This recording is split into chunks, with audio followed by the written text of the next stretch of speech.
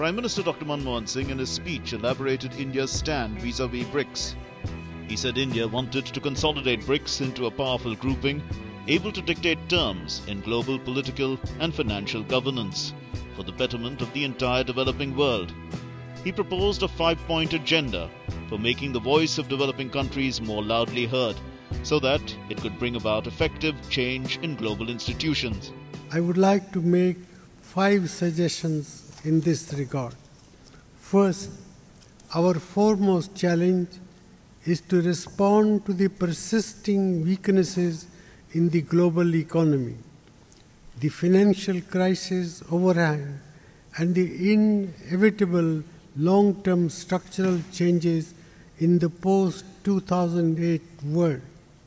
Recognizing that BRICS countries will remain key drivers of global economic growth, we should further sustain our growth by harnessing the vast opportunities for expanding trade and investment ties between ourselves. Each of us has unique sets of resources and strengths, and we should exploit our very considerable complementarities for our mutual benefit. We should also seek increased cooperation in manufacturing and service sectors. The measures agreed upon today will help us meet these crucial objectives. Second, the external focus of our research and development cooperation tends to be on the developed world.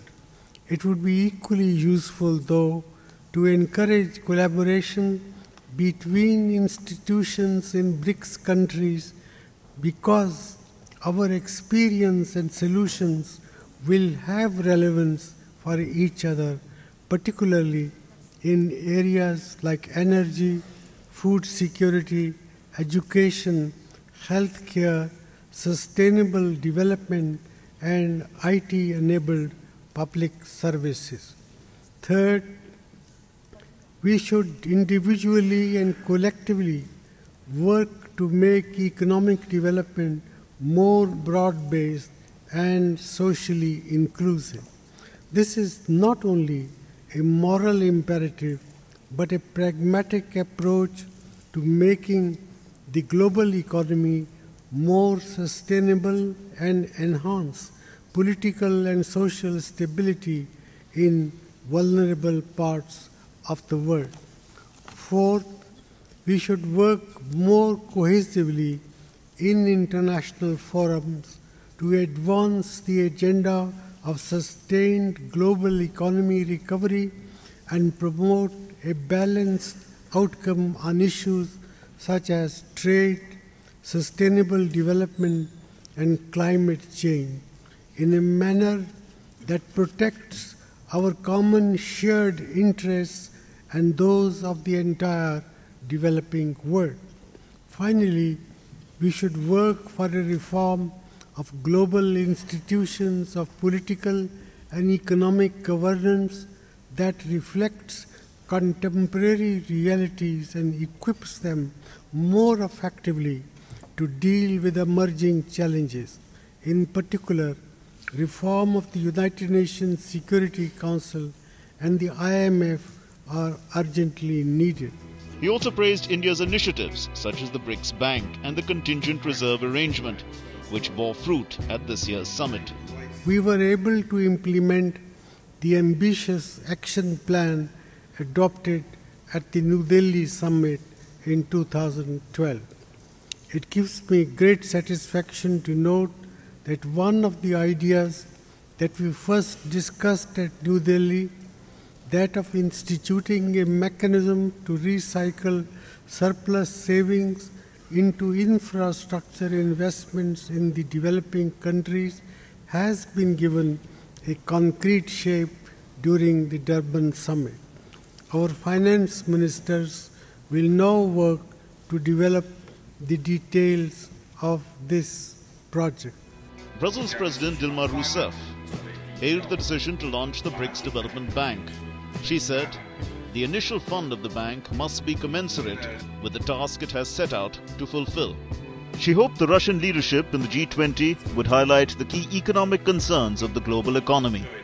The outlook for 2013 is a little more promising than was the case for 2012. It is nevertheless visible and clear that many developed countries and their problems still seem to jeopardize the well-being of their populations by posting very substantial unemployment rates, especially among young people. The BRICS member countries have worked together to the benefit of inclusive growth, the kind of growth that will ensure the well-being of their population, the kind of growth that will make people and the members of our countries the very center of the development efforts. I am quite certain that the Russian presidency of the G20 will again provide momentum to the very fundamental agenda of overcoming the economic crisis. Chinese President Xi Jinping highlighted the importance of a more democratic world order, especially global financial governance, in order to provide equal say to the developing countries. Today's meeting sends out to the world a positive signal of BRICS countries seeking peace, development, cooperation, and win-win results. This is in line with the trend of our times. Continued BRICS cooperation will help bring about greater balance to the global economy and greater democracy in international relations. Continued BRICS cooperation will also improve the global economic governance. Here, I want to stress China's continued readiness to take an active part in BRICS cooperation. China has established strategic partnerships with other BRICS countries. We are good friends and good partners. Russian President Vladimir Putin called for a collective approach on the part of BRICS countries to give a new direction to the world order and politics. He also supported the idea of BRICS countries working together in dealing with other challenges, such as corruption and drug trafficking. Putin informed that a convention would be held this year in Moscow to chalk out a strategy to counter drug trafficking and corruption.